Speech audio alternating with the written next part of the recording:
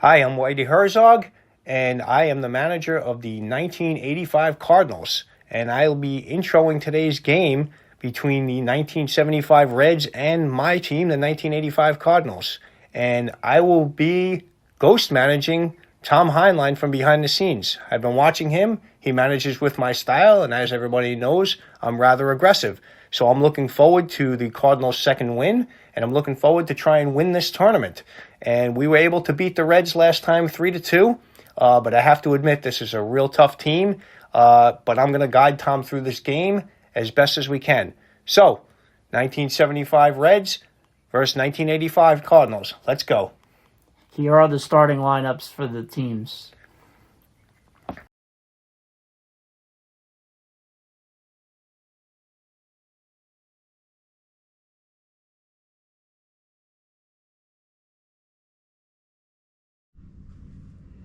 Good evening, good afternoon, evening, wherever you are. This is Dynasty in Florida. Today we're playing Reds 75 against Cardinals 85.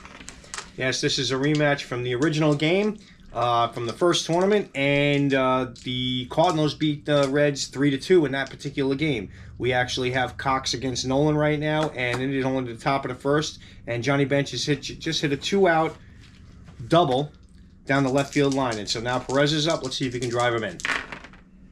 That's a pretty good roll. 159.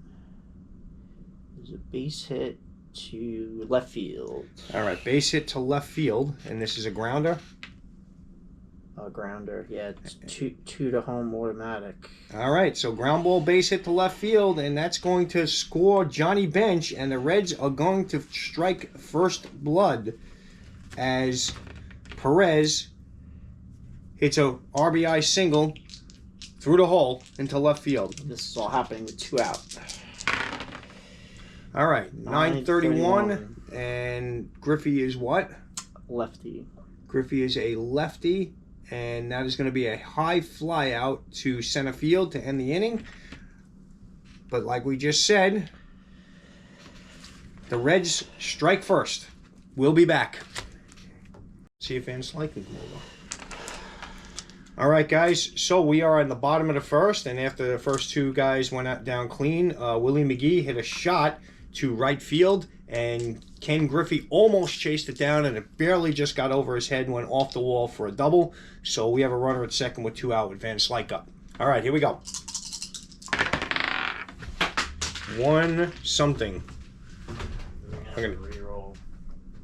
I'll re-roll the white. Yeah, dude, I did not see it. It's a white dice. It should be pretty easy to see. I'll just grab a new one. Yeah. We'll find it later.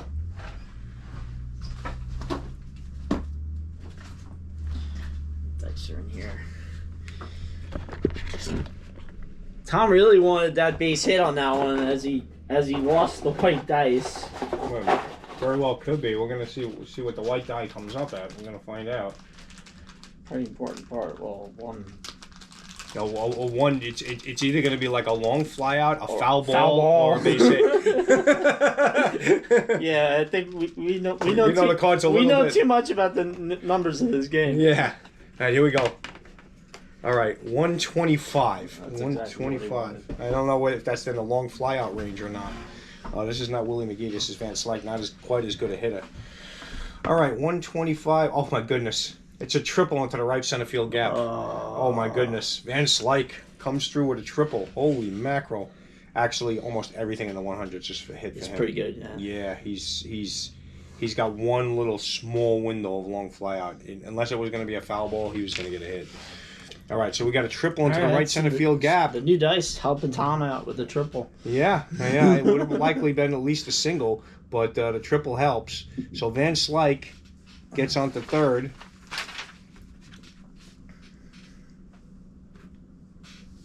And delivers an RBI, and that brings up Jack Clark. Okay, so the Cardinals tie the game, and let's see if Clark can drive him in. And that is likely going to be a foul ball. That is a foul ball. Unless we have... Hang on a second. This is a clutch situation, right? 2 outs, runner in scoring position, correct? Yeah, I think so. 2 outs, runner in scoring position. So this is actually a double off the wall unless he has a jam rating to counter it. Jam rating. No. No jam rating. So Jack Clark is going to come through in the clutch and hit a double off the wall into right field. We don't get to use the clutch ratings that much. No, Just so you can see it right there. Okay. I just want to read up on what clutch is. Yeah, we're gonna double check. We're gonna bring you back, but we're pretty sure that this is a double off the wall with the rules of the game. But we're gonna double check the rules so we're not giving the Cardinals a run dishonestly. All right. So we've just confirmed this does qualify as a clutch situation. Runner in scoring position with 2 outs. Jack Clark being a clutch hitter, he overrides what would have likely been just a foul ball.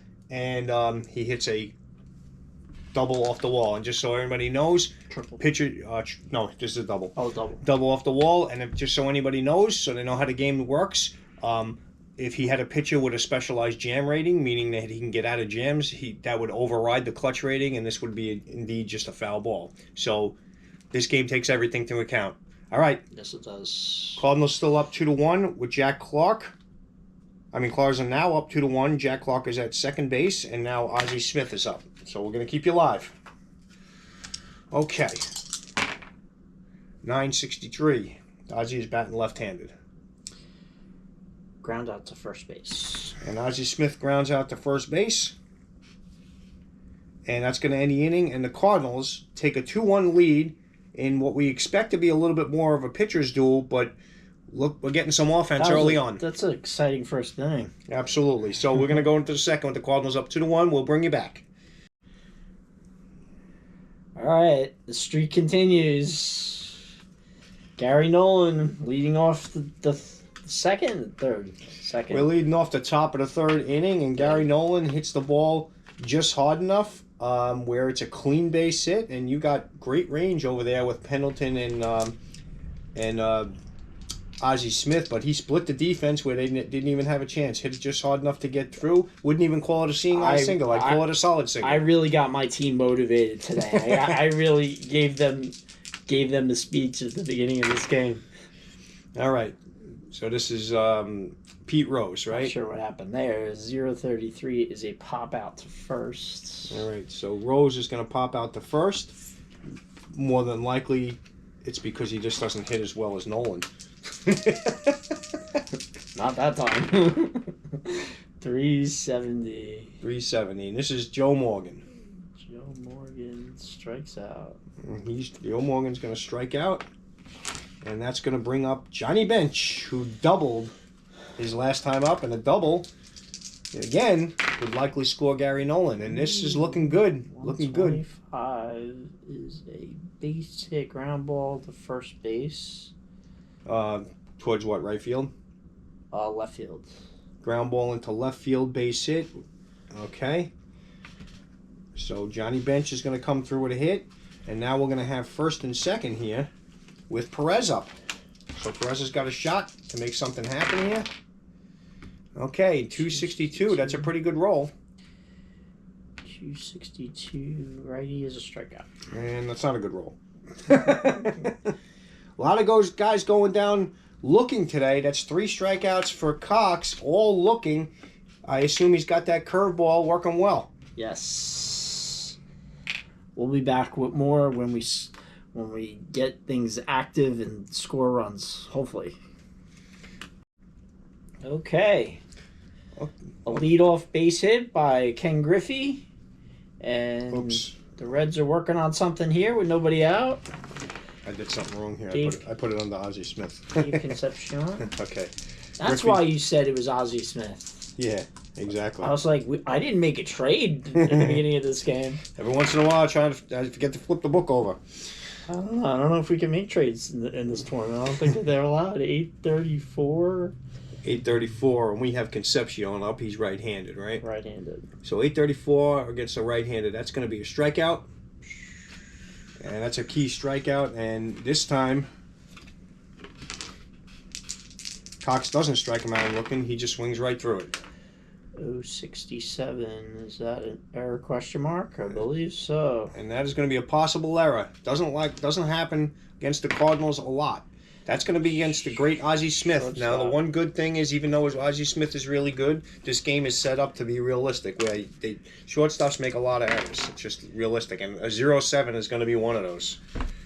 So, 0-7. Did you see my face on that one? Yeah. Ozzie Smith is going to probably make an error on that one. And that is going to be... Okay, so this is an interesting one. We haven't had this once in the whole tournament. Okay. So this one says error on force play question mark. Okay, so error on the force play question mark, and we do have a runner at first. We're going to have to look up a special rule here on this one. So stay with us. Let me just take a look here. Okay, tough play, fielded throw is wild for force at second base. One base. Okay, no runner on first. Runner on first. Tough play fielded. Throw is wild, trying to force runner at second. Base hit plus the one base error. Okay, so this is what they're doing. Okay, so I don't know why it says force play question mark, because that doesn't make a oh, okay, I see why.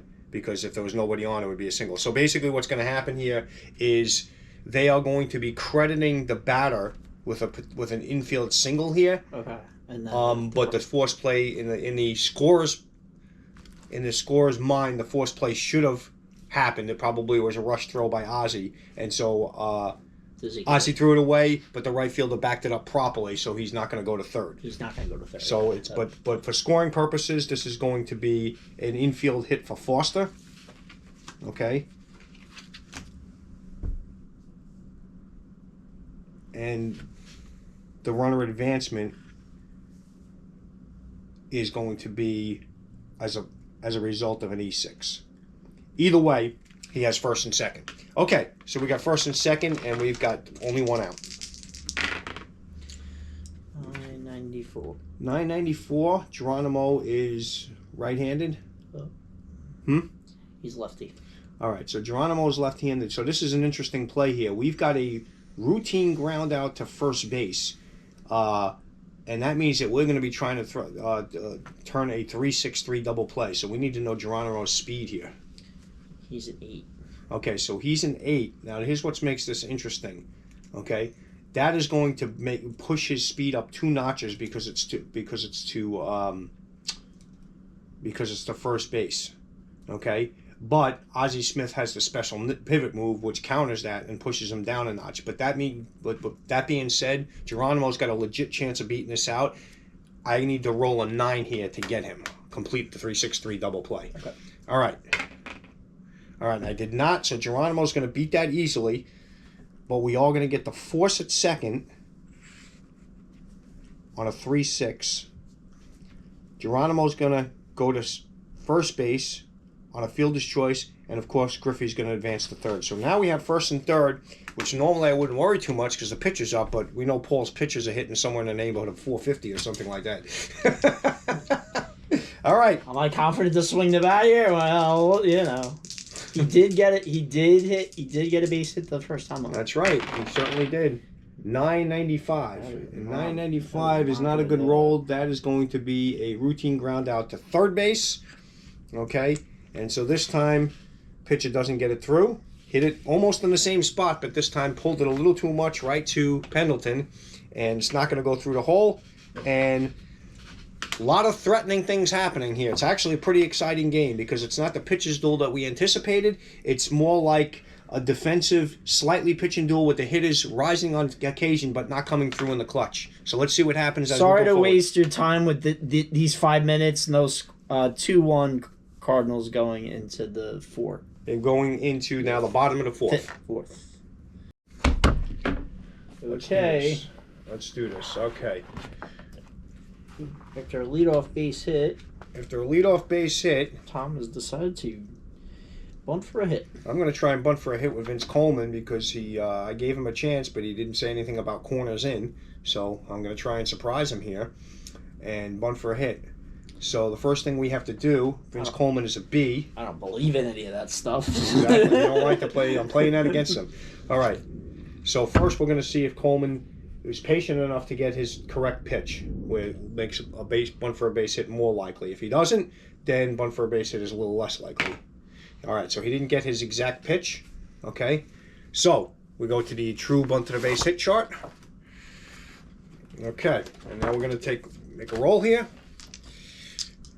Rolling 2. 19. All right, so 19B,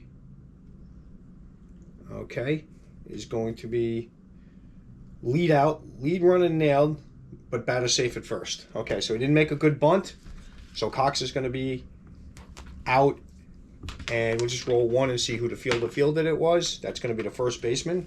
So he bunted it too hard to first, and the first baseman was able to fire to second and get Cox. Okay, so this is going to be a 3-4, but Coleman is going to reach. Tony Perez. Yep, and Holman's going to reach on a fielder's FC, and I'll put bunt attempt. Bunt attempt. All right, and so at least I've got Coleman on, so we're going to push the envelope here, and we're going to attempt to steal, even with the great Johnny Bench there. Okay, so let's do the conversion here. Your pitcher is what? He's a B1, B minus 1. B minus 1. Okay, we got to go to our conversion chart. We apologize for the little delay here, but these are tactical things that we had to do to potentially modify the game, and I'm trying not to hold everybody up here. But like always, you can't find what you need when you need it. We wanted to incorporate the hold into the steal. Okay, so he is a that's B. The modification. He's a B minus 1, and exactly what I've expected. It's a very good hold with no advantage to Coleman, meaning it's neutral. Okay, that being said, we're going to go to the original very good hold chart. Sounds fair. Okay, and we got Coleman as a 6 trying to go. Okay, here we go. Need a nice roll to get a good jump against Bench. All right, that's probably a very mediocre roll. 520, I would expect a 520 to be a normal jump on a very good hold. Is indeed a normal jump. So Coleman is normally a 6 steal, but Johnny Bench is going to neutralize that by bringing him down to a 3 because he's a -3. He's got an insane arm, and likely the only person I'll try and steal against the Reds with is Coleman because of that insane arm of his. He's actually a -4. He's a -4. Yeah. That's insane. So this is a 2 steal. Wow, that's an arm and a half. Okay, so we have a negative. We have a 2 trying to steal. This neutralizes Coleman. Still got a little more than a 50% chance, but we're taking our chances with 1 out. We're going to see what happens. That's probably going to be an out. Okay, and Johnny Bench is going to rise to this occasion rather easily and fire down and nail the 110 base steals that season, and caught, I think, 28 times, and this will be time 29. So Coleman is out on a caught stealing after a bunt for a base hit attempt. So the Reds absolutely flashing the leather, and that's going to be 2 outs. Mm-hmm. All right, so that's going to bring Tommy Herr up. Yeah, they don't give you the catching stats. They should. What do you mean? Oh yeah, the caught stealing stats and stuff. Yeah. Well, that -4 should say it all. Yeah. All right, so this is Tommy Herr just rolled a 295, and that is going to be a walk, which I find rather interesting because that means I shouldn't have tried to steal. We could have first and second now. But oops. And after what just happened to Coleman, I'm not going to try and steal with her. So we're just going to have to hope that McGee can find a gap. Yeah, that -4 is doing work right now. I know. 755.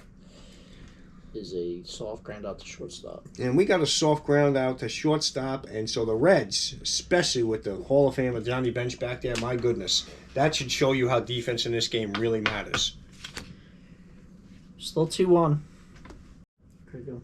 Hello there, sports fans. Harry Doyle here, and the Indians are. Oh, sorry, I'm just a clip from the Major League. Indians movie. are playing next. No, I just did a clip from the Major League movie because I just wanted to say this line and this line on. I go just a bit outside. He tried the corner and missed. There's ball 4, ball 8, ball 12, and Vaughn has walked the bases loaded on 12 straight pitches. How are these guys laying off pitches so close? All right, now let's get back to this game. Just having a little fun with you guys. Okay, Jack Clark up with a runner on first base, who is Van Slyke with nobody out. Let's see what happens here. I think that the Reds are hoping for a double play here, which is likely with Jack Clark in a lot of situations. So let's see. Oh, we've seen Jack Clark get into a double play at the end of the game. He certainly has. And this is a 465, and this is going to be a routine ground out to third base. Jack Clark is not that fast. The ball is to third, so let's take a look at Morgan's card and see how good his pivot rating is. Because Jack Clark, not all that fast, is going to have to try and beat this out. But they're definitely going to swing this double play, and it's likely going to be close at first. If you do want to see that Jack Clark double play, you can go back to game 23 of Long Island series. Okay, so he does not have a special pivot move. So I need to, but because Jack Clark is slow, I'm going to need to roll a 0, 1, or 2 to beat this out. Otherwise, it's going to be a 5, 4, 3 double play. Here we go. And that is indeed going to be a double play, just as we talked about. Double play. Second one's the Reds have turned. This is a 5, 4, 3. Nice looking double play. Jack Clark out by a stride. So that's going to bring up Ozzie Smith with 2 outs. All right. We got a nice defensive battle going on here. This has been because we've had a lot of base runners, but a lot of threatening, and the defense has shined through on both sides so far. And this is a 061. Possible error. And we're going to the Where a Wild play chart. We love that. Where a Wild play chart, usually really bad things happen in bad weather or base runners on. This is, I'm going to predict, not likely going to be an error, but you never know. So we're going to roll 2 and see what happens here. 0-6. So those rolls are dangerous. Anybody who's ever played this game, those really low, really high rolls, and 2 outs, or no runner at first. Batter hits a hard ground out to short, and so this is just going to be a simple 6-3. And we are going to be going to the 7th inning with the Cardinals leading 2-1. All right, folks. Okay, so it looks like we have Geronimo just hit a double into the left center field gap with 1 out in the top of the 7th. And so now pitcher Gary Nolan is up, and Paul is going to rightfully pinch it with Dreisen. So we have 1 out, and then Cox is still got a lot of gas in the tank, and he's been pitching well. But just in case, I'm putting Ricky Horton in the bullpen in case he gets a couple hits in a row. So let's see what happens here. That was a tough decision, but this is a very good opportunity to score here with 1 out. So let's see what we can do here. Yep. 324 is a strikeout. 324 is a strikeout, and that's going to bring up Pete Rose.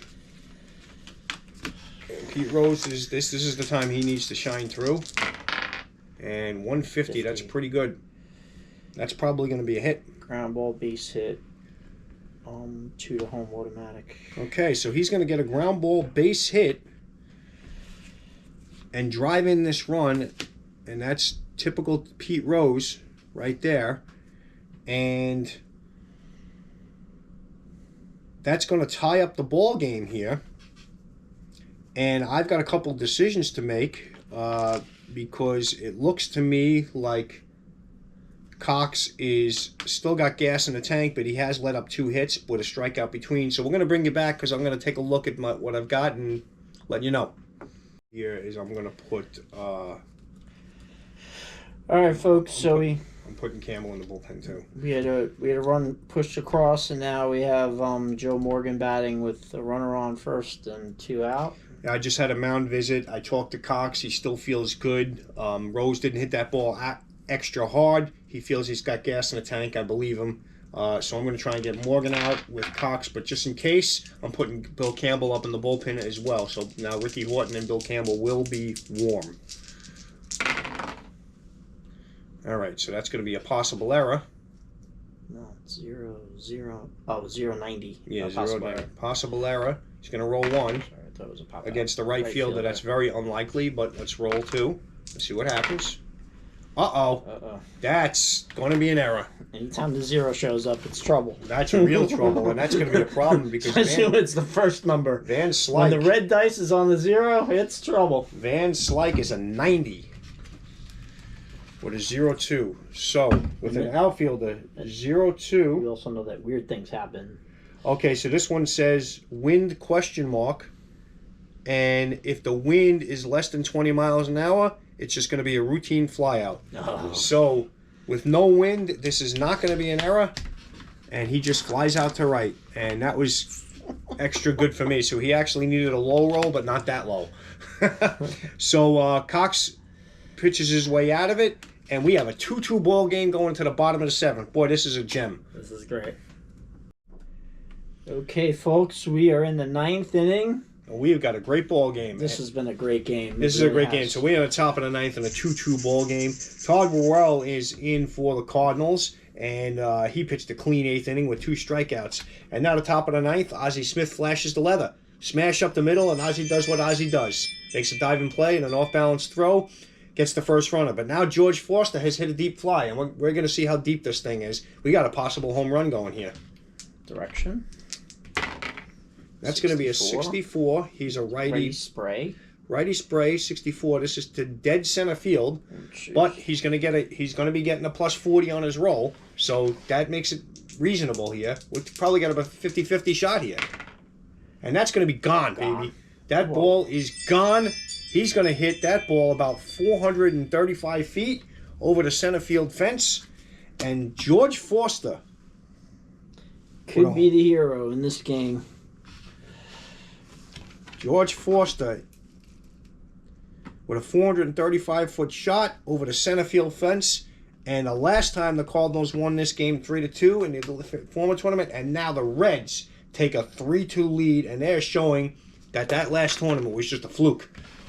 All right, so Worrell is still in, and we got Geronimo up. 6:43. 6:43, and that's going to be Geronimo's left-handed, right? Left-handed. And that's going to be another deep drive. All right.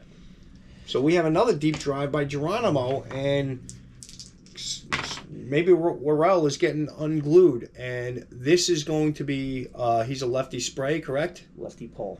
He's a lefty pull. This is down the right field line, but it might hook foul. So we're going to see if this thing hooks foul. It does not hook foul. We've got a fair ball, and he's, what is his... He's C power. Okay, we got C power down the left field line. All right. I need a big roll here. 25. That's not a good roll. Left field line. That's going to go 310 feet. That's possible.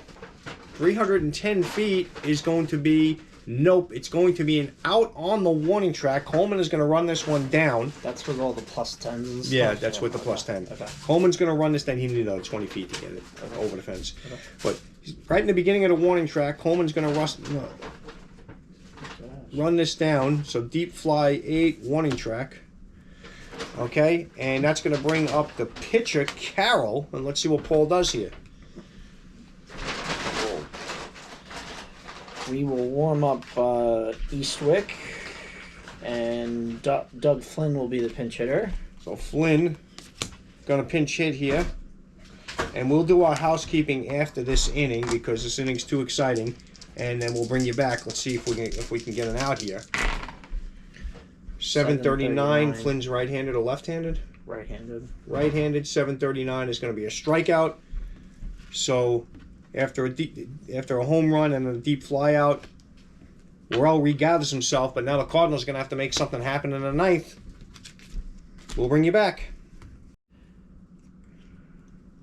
All right, guys. Well, Tom was ahead the entire game, but the Reds came back. They hit a couple bombs, and I'm a little surprised here with the way the Cardinals been playing these tournaments, but. It looks like the Reds might have a shot at overtaking them here. It was 2 outs, nobody on. Ozzie Smith is up, and I do have some hitters on the bench that can potentially hit a home run. Not looking to replace Ozzie because I don't know that that's a smart move right here. But if I do get Ozzie on, I will be pinch hitting for Porter. So Ozzie had a reasonably good year that year, so let's see if we can get him on base and make something happen here. So I'm going to leave him in the game. Fault me if you will. Let's let Ozzie hit. 2 outs. Game at that. It's a 300 hitter, right? Yeah. 152. No, well, he's like a little under 300. Well, on the 300. Oh, that's right. And Ozzy comes through with a base hit. He's going to get a ground ball base hit into right field. Okay, so that's going to change the dynamic slightly, as now Darryl Porter is up, and we are certainly pinch hitting, so we will bring you back. I got to figure out who I'm going to pinch hit.